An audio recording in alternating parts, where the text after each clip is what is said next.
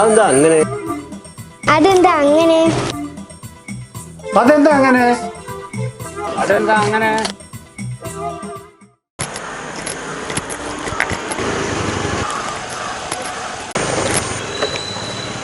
ബാബു,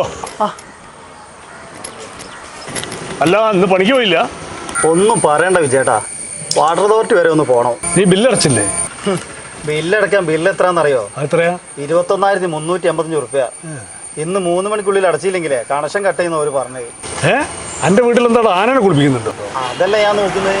എനിക്ക് ഭാര്യ 2 കുട്ടികളല്ലേ ഉള്ളൂ. അതാണ് എനിക്ക് മനസ്സിലാവാത്തത്. വാട്ടർ അതോറിറ്റിക്കാർ നിന്റെ വീട്ടിൽ വന്നിട്ട് വയറിംഗ് ചെക്ക് ചെയ്യുക, പ്ലംബിംഗ് ചെക്ക് ചെയ്യുക, അങ്ങനെ വല്ലതും ചെയ്തിട്ടുണ്ടോ? അങ്ങനൊന്നും ഉണ്ടായില്ല. ഒരു നോട്ടീസ് പോലും അവർ തന്നില്ല. ഇന്ന് രാവിലെ വിളിച്ച് പറയാണ് 21,355 റുപ്യ അടച്ചില്ലെങ്കിൽ വൈകുന്നേരം 3 മണിക്കിന്റെ കണക്ഷൻ കട്ടാക്കുന്നത്. ഞാനെന്ത് ചെയ്യാനാണ്? അല്ല വിജയേട്ടാ, വാട്ടർ അതോറിറ്റി ശരിക്കും അങ്ങനെ കട്ട് ചെയ്യാൻ പാടുണ്ടോ? അതെന്താ അങ്ങനെ? ഇദ്ദേഹത്തെ പോലെ ഭീമമായ വാട്ടർ ബില്ല് ലഭിച്ച ഒട്ടേറെ സുഹൃത്തുക്കൾ നമുക്കൊപ്പം ജീവിക്കുന്നുണ്ട്. ഇദ്ദേഹം സൂചിപ്പിച്ച പോലെ ഒരു ഉദ്യോഗസ്ഥനും നമ്മുടെ വാട്ടർ കണക്ഷൻ വളരെ പെട്ടെന്ന് വന്ന് ഡിസ്കണക്ട് ചെയ്യാൻ കഴിയുകയേയില്ല. കേരളത്തിൽ വളരെ കൃത്യമായി അതിനെ സംബന്ധിച്ചെല്ലാം ഒരു കൺസ്യൂമറുടെ വാട്ടർ കണക്ഷൻ ഏതെല്ലാം സന്ദർഭങ്ങളിൽ ഡിസ്കണക്ട് ചെയ്യപ്പെടും, ഏതെല്ലാം സന്ദർഭങ്ങളിൽ റീകണക്ട് ചെയ്യപ്പെടും എന്നുള്ളതിനെക്കുറിച്ച് കൃത്യമായി നിർവചിക്കുന്ന നിയമം നിലവിലുള്ള ഒരു നാടാണ് നമ്മുടേത്. 1986 കേരള വാട്ടർ അതോറിറ്റി ആക്ട് നിലവിൽ വരുന്നത്. ആ ആക്ടിനെ പിൻപറ്റിക്കൊണ്ട് 1991 Kerala water authority supply of water rules and regulations നിലവിൽ വന്നത്.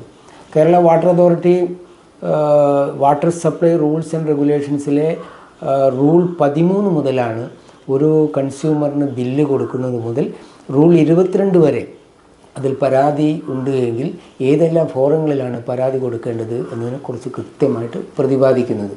നിങ്ങൾക്കറിയാം, നമുക്ക് ഏതൊരു വ്യക്തിക്കും ഒരു കുടിവെള്ളത്തിൻ്റെ വിഷയമായതുകൊണ്ട് തന്നെ വളരെ പെട്ടെന്ന് ഒരു എക്സോർബിറ്റൻ്റ് ബില്ല് വരുന്ന സമയത്ത് നമ്മൾ തന്നെ ആകെ എന്ത് ചെയ്യണം എന്നറിയാതെ പ്രയാസപ്പെടുന്നത് നമുക്ക് അനുഭവപ്പെടുന്നതാണ്.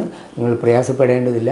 നിങ്ങൾ അങ്ങനെ ഒരു ബില്ല് ലഭിച്ചാൽ ബില്ല് ലഭിച്ച 20 ദിവസത്തിൻ്റെ ഉള്ളിൽ നിങ്ങൾ അസിസ്റ്റൻറ്റ് എക്സിക്യൂട്ടീവ് എഞ്ചിനീയർക്ക്, വാട്ടർ അതോറിറ്റിയുടെ അസിസ്റ്റൻറ്റ് എക്സിക്യൂട്ടീവ് എഞ്ചിനീയർക്ക് പരാതി കൊടുക്കാം. റൂൾ 15B പ്രകാരം അസിസ്റ്റൻറ്റ് എഞ്ചിനീയർക്ക് ലഭിക്കുന്ന ഇതേപോലുള്ള ഭീമമായ വാട്ടർ ബില്ലിനെ സംബന്ധിച്ച് റിവൈസ് ചെയ്യാനുള്ള അധികാരം റൂൾ 15B പ്രകാരം അസിസ്റ്റൻറ്റ് എക്സിക്യൂട്ടീവ് എഞ്ചിനീയർക്കുണ്ട്.